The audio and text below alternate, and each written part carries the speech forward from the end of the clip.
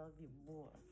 I was gonna invite you to be on the show with me if you want, but you're a little tie-tie. Kiss, kiss, poot, poot. Kiss, kiss, poot, poot. Say hello. I'll go back to sleep. My mom's gonna make a show. Okay. Official title: Dion Elite Glass, Dion's Bowl Part 2. I don't like to say Part 2 because why? I might trim my bangs in these. Yeah. So, Los Angeles. What's up? Okay. My friend. Okay, so long story short, women don't like me that much. Well, it started with my mom. True story. I was born Hondo, not on the thing.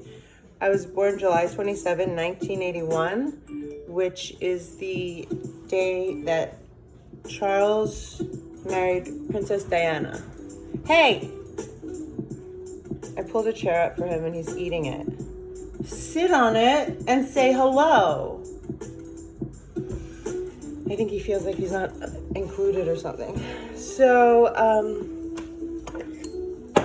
my mother was a huge fan of the royals. Okay, it was all about the royals. This is one story, legit. My whole family tells it the same way. There's a lot of stories in my family that my aunt has a version, someone else has a version. Everyone tells it exactly the same. I feel like I try to put makeup on. I feel like I look like makeup-y. And that's like not, I'm like, that's not me. Anyway, last time I'm gonna do that. And I'm not gonna let it distract me anymore. So I'm born July 27, 1981. My mom was having a Corona. How funny, I just realized that. Or whatever.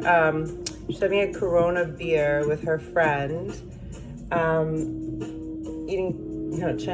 Mexican. And her water broke. And so apparently, and I never stopped hearing about what a pain in the ass I was to give birth to. But when I was my mother's firstborn. So the wedding, I was born in Washington, D.C., Georgetown. Well, I lived in Georgetown, but Columbia Hospital for Women, which is no longer there. I don't know what it is. But so I was born in District of Columbia, 1981. The wedding was being broadcast from England, obviously. So depending on whatever, they're 5-6 hours ahead of us. And that wedding was a long wedding. And I guess there wasn't like TiVo back then or whatever you guys have. I don't have a TV for like 10 years. And that's by choice. There's a lot of things I don't have, not by choice. No, I'm kidding. I am so grateful for everything I have and everything I do not have. And I have so much. I have too much right now. Not saying that I wouldn't, accept things. So they're getting married. It's like a 7-hour thing or whatever on TV. July 27, 1981. My dad's in the room, my Uncle Mark, and then maybe my godmother, Wendy Egan. But she really just says that I came home an angry baby. She said I brought an angry person into the world. No comment. They brought her out. Okay, so I'm annoyingest birth ever, and I come out crying and 8 pounds. I was huge, so I broke her vagina. Apparently not.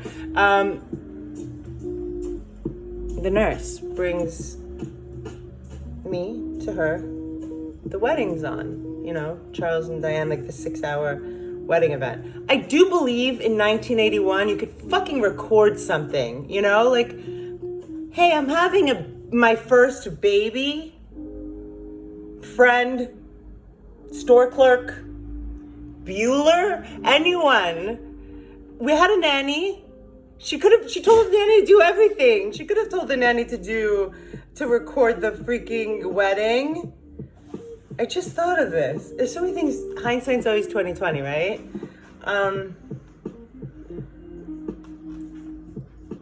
So I'm this cute 8. I think I'm cute. At this point, I'm going back and rewriting that shit. I was the cutest thing that ever came out of that vagina. I stick with that. And the most still real thing, sorry, I shouldn't, I'm sorry. I'm not gonna do that. Forgiveness and unconditional love. So they bring me to my mom. Here's your firstborn baby.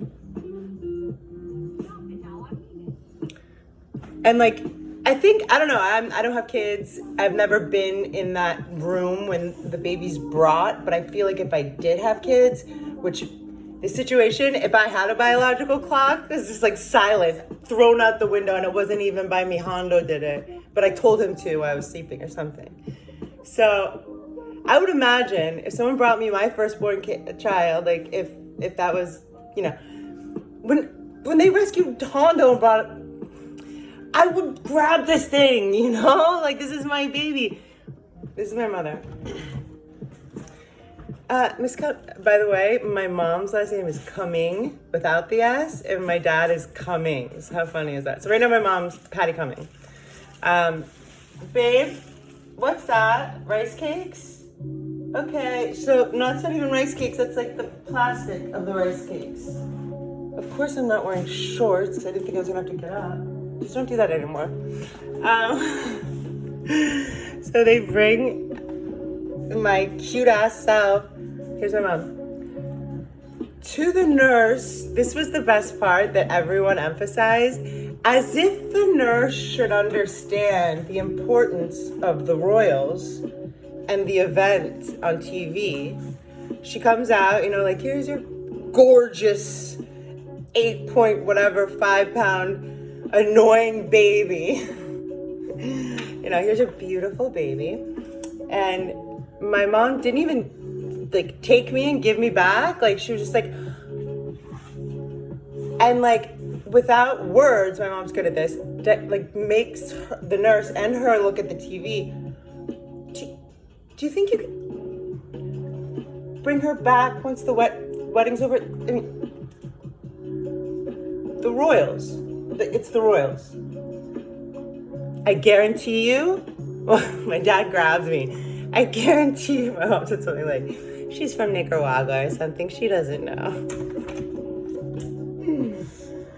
Oh man. I don't remember that, but I know that I must have felt that. You know what I mean? Like, ooh. Sometimes like, okay. So why I started this stuff is because I've come to such a place where there's an absence, such a marked absence of suffering and pain in my life than there's ever been. And I think it's because of some of the battles that I specifically had. One of my favorite quotes, and I reiterate it a lot, is everyone is fighting battles that we know nothing about, so be kind. But because I found this place of happiness with losing my dad, with eating disorder that I've been fighting with, I've been in the ring with since I was like 7, 8 years old. I danced ballet. Our ballet teachers used to tell us on Wednesday night after practice, this is a group of 9, 10-year, modern dance, this was modern dance, 9, 10-year-old girls, don't have anything but celery or carrots until after performance Friday evening. Performance on Friday was usually 8 p.m. So that's, and I'm like very literal. My rising sign is Virgo. My mom would be like, it's okay, you can have a little piece of bread, even though she's like super anorexic. You can have a little piece of pizza and I can live vicariously through you as an adult, which is fucking weird. But that's how you heal, you know? That's how I heal. Humor's always been a tool to diffuse pain for me. I think it does for a lot of people. But there's also a very large population of people that don't do that and don't get it. Like I've been, even in LA, but I can think of places like in Georgia when I visit my dad, stuff like that. Like I'll say like some funny, like some like dark but funny, and I would think accessible even more in a place that's not as affluent. And people look at me like I'm nuts. This was a funny one. It was like I've been in a lot of different therapies, but for the trigger responses, I can't stand that I look like I have like black eyes. Dion, don't worry. didn't break. It's just the makeup. I can't do makeup anymore. Makeup doesn't do good with me. So,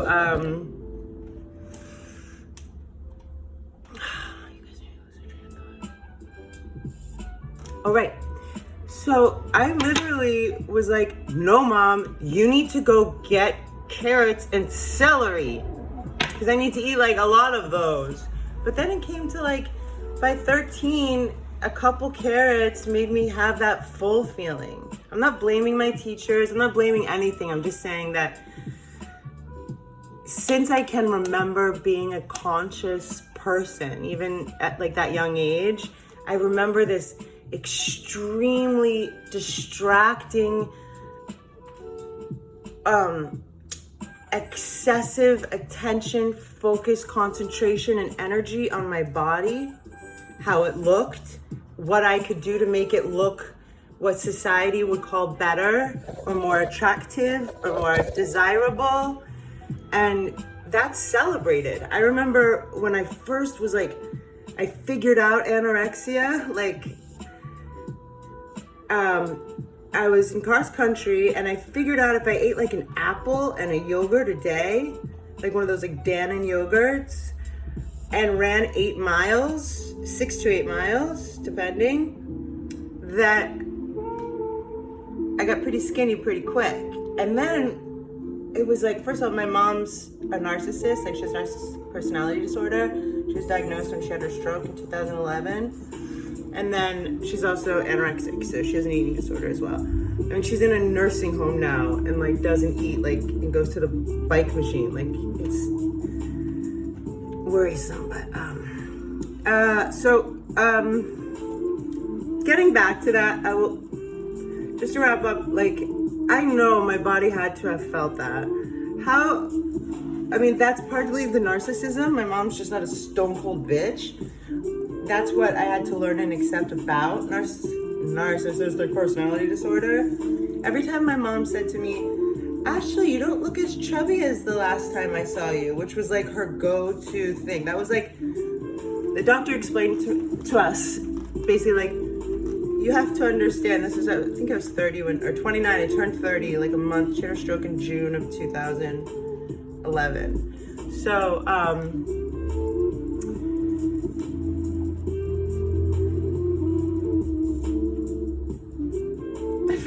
gonna say about my mom just now. Oh yeah, every time she said, Ashley, you don't look as fat as you were, or you don't look as chubby as you were, husky. I used to hate when she used that word for me. You're looking a little husky, Ashley.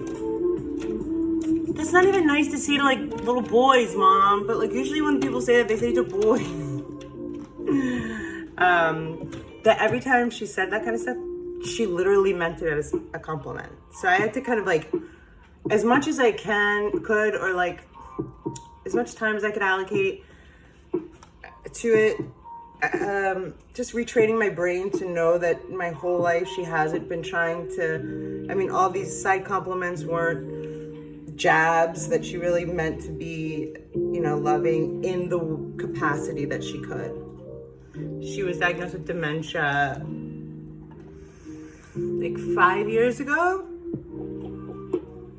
I feel like, what a blessing, you know? Like, the dementia kind of makes her forget she's a narcissist.